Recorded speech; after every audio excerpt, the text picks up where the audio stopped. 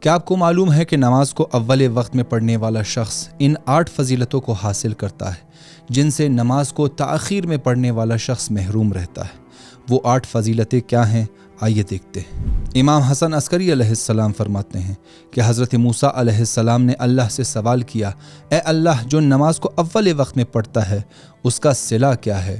اللہ نے جواب دیا کہ میں اس کی حاجات کو پورا کروں گا۔ امام باقر علیہ السلام فرماتے ہیں کہ جو نماز کی معرفت رکھتے ہوئے اسے اول وقت میں انجام دے اس انداز میں کہ کسی بھی عمل کو نماز پر ترجیح نہ دے تو اللہ اسے عذاب اور جہنم سے رہائی عطا فرماتا ہے۔ رسول اکرم صلی اللہ علیہ وآلہ وسلم فرماتے ہیں کہ جب اللہ آسمان سے بلاؤں کو نازل کرتا ہے تو قرآن کی محافظت کرنے والا، نماز کو اول وقت میں پڑھنے والا شخص اور مساجد کو آباد کرنے والے افراد ان بلاؤں سے محفوظ رہتے ہیں۔ رسول اکرم صلی اللہ علیہ وآلہ وسلم فرماتے ہیں کہ جب نماز کا وقت آتا ہے تو آسمان سے ایک ندا دینے والا فرشتہ ندا دیتا ہے کہ اٹھو اور اپنے نماز کے ذریعے اس آگ کو بجھاؤ جسے تم نے اپنے اعمال اور گناہوں کے ساتھ روشن کیا تھا۔ امام باقر علیہ السلام فرماتے ہیں کہ جب بھی نماز اول وقت میں اللہ کی بارگاہ میں پہنچے گا تو وہ نماز سفید اور نورانی ہو کر اپنے پڑھنے والے کے لیے دعا کرے گا